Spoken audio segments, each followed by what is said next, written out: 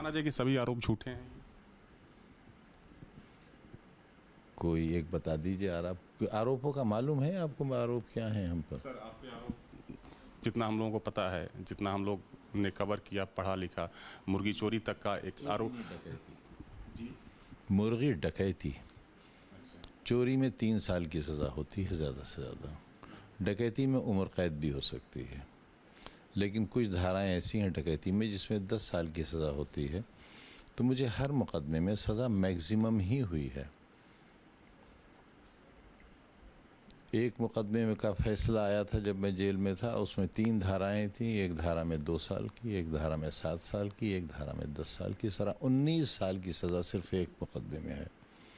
इस तरह आप मल्टीप्लाई कर लीजिए 114 मुकदमों में कितने साल की सज़ा होगी, कितने जीवन मांग कर लाना पड़ेंगे मुझे। कुछ नहीं। यूनिवर्सिटी को लेकर भी सर मुकदमा हुआ कि ज़मीनें आपने हथिया ली या फिर उस पर कब्जा किया गया। जी, 4.25 बीघा ज़मीन, उसके लिए मैं भूमाफिया कहलाया गया। और ये 4.25 बीघा ज़मीन 27 किसानों की थी।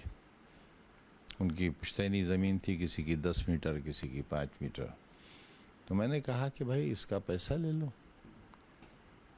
उन्होंने कहा साहब नहीं ले सकते। मैंने कहा ज़मीन पर कब्ज़ा ले लो। उनका पता ही नहीं कहाँ है, हमें ही नहीं मालूम कहाँ है। फिर मैंने कहा पैसा ले लो, तो उनका मार डालेंगे अधिकारी, हमें, हम पैसा नहीं ले सकते। जिस दिन आप जेल से बाहर आए, शिवपाल यादव से पूछा गया कि आज़म खां सपा छोड़कर दूसरी पार्टी में जा रहे हैं। उन्होंने एक शब्द कहा कि वो किसी और पार्टी में जा ही नहीं सकते क्योंकि समाजवादी पार्टी की स्थापना उन्होंने की। उनके इस कथन को, इस वाक्य को किस तरीके से आप देखते हैं? देखिए, मैं जा तो नहीं सकता, ये सच है, लेकिन निकाला तो गया हूँ ना एक बार। तब भी मैं संस्थापक था, निकाला तो गया हूँ ना। और निकाला किसके लिए गया हूँ? अमर सिंह साहब के लिए और जयप्रदा जी के लिए। तो हैसियत तो मेरी ये है, हैसियत तो मेरी ये है। उसको भी तो संस्थापक था मैं, ये हैसियत है मेरी। मतलब अंदर टीस है कहीं ना कहीं दिल में? नहीं है, एक सच्चाई है, इतिहास है जो आपको, जब आपने, देखिए आधा सच तो झूठ से भी बुरा होता है ना। आपने क्योंकि आधी बात कही, मैंने बात पूरी कर दी। कोई शिकायत नहीं है, मुझे बहुत सम्मान मिला, नेताजी ले कर गए। उसके बाद जिस तरह मैं निकाला गया था, उसी तरह अमर सिंह साहब और जयप्रदा जी को भी निकाला गया। एक सर अब आखिरी सवाल है। योगी आदित्यनाथ मुख्यमंत्री हैं उत्तर प्रदेश के। बतौर मुख्यमंत्री जो उनका कार्यकाल रहा अभी 8.5 साल का करीब करीब, किस तरीके से देखते हैं इस कार्यकाल को और योगी आदित्यनाथ के व्यक्तित्व को? अब देखिए, 5-6 साल तो हमारे जेल में ही गुजरे और बाकी के 2 साल हम तो क्या कहते हैं, फरारी में गुजरे। तो ये पता नहीं चल सका कि राजनीति में हुआ क्या है, हो क्या रहा है। बस ये पता चला कि हमारे घर के दरवाजे पर पुलिस खड़ी है, नोटिस चिपकाए जा रहे हैं, ढोल बज रहा है। इतना सर सरकार बने हुए मेरे ख्याल से 6 महीने या 1 साल हुआ होगा। हम लोग तिलक हॉल के बगल वाली जो गैलरी जहाँ से आप लोग अंदर जाते हैं विधानसभा में, जहाँ से हम लोग फ़ोटो लेते हैं, फोटोग्राफर, हम लोग सामने खड़े थे। सीएम जा रहे थे, आपकी भी एंट्री तभी हुई। आप सीएम का हाथ पकड़ते हैं, फिर सामने आते हैं कैमरे के, हाथ मिलाते हैं और फिर आप लोग दोनों भी हाथ बढ़ा था, हमारा भी बढ़ा था। और ये इतना लिहाज उनको भी था और हमको तो जाहिर है आफ्टर ऑल सीएम ही होते हैं, वो कोई भी हो। और मेरे साथ तो बहुत सीएम रहे। आप सोच सकते हैं 50 साल में कितने सीएम आए गए होंगे।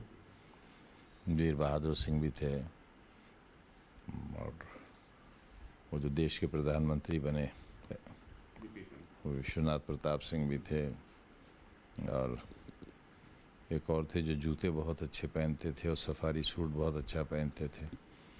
मैंने हाउस में कहा भी था कि हम तो आपसे डिज़ाइन लेते हैं। तो कम से कम यूपी विधानसभा को आप, कल्याण सिंह भी थे, 8-10 मुख्यमंत्री रहे। लेकिन बस इतना रहा कि हाउस में बहुत तलखी रहती थी। और आप जानते हैं, जब मैं बोलता था तो सुई अगर गिर जाए तो उसकी भी आवाज़ आती थी। लोग इंतजार करते थे कि आप बोलें कब। मायावती जी भी थी। मिस करते हैं सर यूपी विधानसभा? जब बाहर निकलते थे तो ये लोग हमारे हाथ में हाथ डाल लेते थे और हम अपनी जेब में किसी के काम की पर्ची रखते थे, वो पर्ची थमा देते थे, उन्हें काम हो जाता था। तो जो भी कड़वाहट होती थी सॉरी, वो उस दरो दीवार के अंदर होती थी, लेकिन जब बाहर आते थे। सर, एक आखिरी सवाल के साथ मैं इस इंटरव्यू को ख़त्म करना चाहूँगा। हालिया एक विवाद चल रहा है, उसके बारे में आपने पढ़ा सुना होगा, देखा भी होगा। उसको लेकर बगल के ज़िले बरेली में एक बड़ा विवाद भी हुआ। एक जाने माने मौलाना है वहाँ के, तौकीर रज़ा, वो जेल भी चले गए। आई लव मोहम्मद को लेकर, चूँकि एक धार्मिक विषय है, एक कैंपेन चलाया गया, एक स्लोगन के जरिए अलग अलग जगहों पर रैलियां निकाली गई। उसको लेकर बगल के ज़िले बरेली में हिंसा हुई और इस हिंसा में 70 से ज़्यादा लोग अब तक गिरफ्तार हुए हैं। कल वहां पर बुलडोजर की भी कार्रवाई की गई। जो आरोपी हैं, कहा गया कि उन्होंने पत्थरबाजी की और चूंकि वैसे कुछ विजुअल्स आए, उस दिन लाठीचार्ज भी हुआ। इस पूरे प्रकरण को सर किस तरीके से देखते हैं और क्या कहना चाहेंगे? देखिए, इसकी बहुत तफसील में तो मैं नहीं जाऊंगा। वजह यह है कि मैं आलिम नहीं हूँ, लेकिन सहनशीलता बहुत कम हो गई है हमें, उसे बढ़ाने की ज़रूरत है। ये हमारे घरेलू विवाद हैं, ये तो सब बुलाकर बात कर लेते हैं, बिठाकर बात हो सकती थी, अब भी हो सकती है। दिलों को जोड़ने की ज़रूरत है, बड़ी नाजुक शय है दिल। और आपको मालूम होना चाहिए, दिल के अंदर भी दिमाग होता है। नई लेटेस्ट रिसर्च है, दिल के अंदर भी ब्रेन होता है। वो कहते हैं ना कि भाई दिल बहुत घबरा रहा है, मेरे दिल ने ये फैसला किया है। तो अब तक साइंस ये कहती थी कि दिल कोई चीज़ नहीं है, ब्रेन जब उसको मैसेज पहुंचाता है तब दिल काम करता है। नहीं, दिल के अंदर भी एक ब्रेन है, इस एहसास को वही ब्रेन बताता है, तब ब्रेन तक जाता है मैसेज। तो दिल में अगर दिमाग रख लेंगे हम, सब मसले हल हो जाएंगे। कौन सी बात है, सैकड़ों हजारों साल का इतिहास हमारा सिवई और गुजिया का है।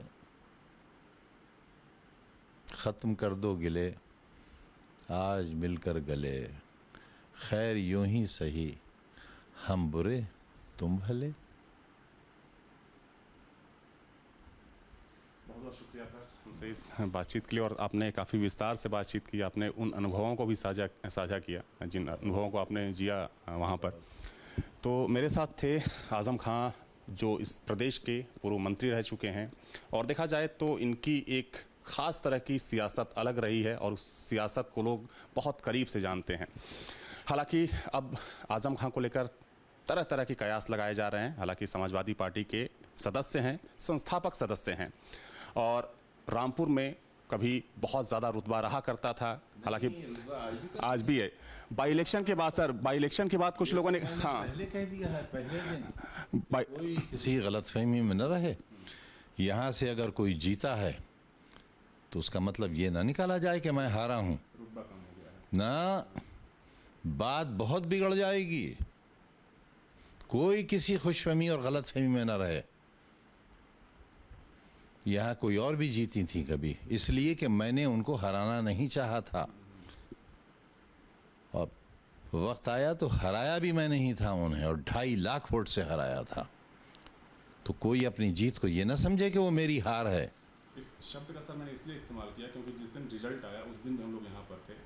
बीजेपी के नेताओं ने ये कहा कि ये किला हमने ढहा दिया है, आज़म खां का जो किला होता था ये किला नहीं रह गया, इसको हमने ध्वस्त कर दिया। इसलिए इस शब्द का इस्तेमाल किया मैंने। जिन्होंने बड़े बड़े किले बनाए थे उनको भी बहुत गलतफहमियाँ थीं कि ये किले नहीं टूट सकते। सैकड़ों साल फिर अंग्रेज़ों की ग़ुलामी सही न सही हमने, कहाँ रहे मुग़ल, कहाँ रहे। किले वालों की गलतफहमियाँ भी दूर हुई थी, और अब जिन्होंने अपने किले बनाए हैं वो किलों का कोई जिक्र न करें तो ज़्यादा अच्छा है। Thank you sir. यहाँ के किलों की गलतफहमी किसी ने दूर नहीं की, हमने दूर की थी। यहाँ की राजशाही को हमने लोकशाही में तब्दील किया था, वो हम थे।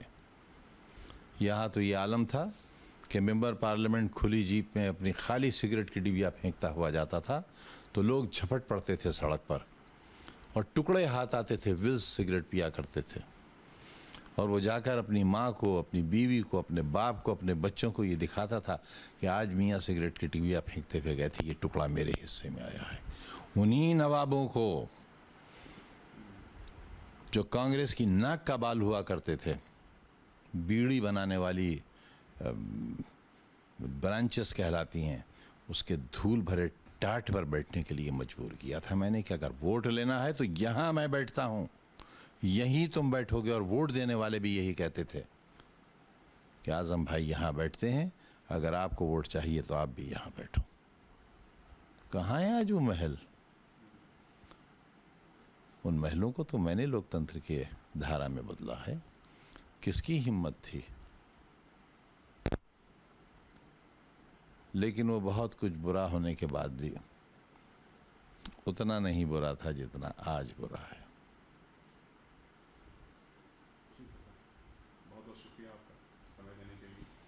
तो कई मुद्दों पर हमसे खुलकर बातचीत की है आज़म खान ने। हालांकि ये जो चर्चाएं हैं कि आज़म खान समाजवादी पार्टी में रहेंगे, नहीं रहेंगे, कहीं अलग जाएंगे या नहीं जाएंगे, हालांकि इन मुद्दों पर भी इन्होंने अपनी राय जाहिर कर दी, लेकिन ये चर्चाएं हाल फिलहाल थमने वाली नहीं हैं।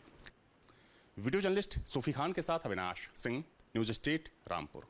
जहां भक्ति है हर शब्द में, कथाओं में छिपे हैं दिव्य रहस्य और ज्योतिष देता है जीवन को दिशा। धर्म से जुड़ी हर बातों को जानने के लिए हमारे चैनल स्तुति को सब्सक्राइब करें। चैनल पर जाने के लिए इस लिंक पर क्लिक करें।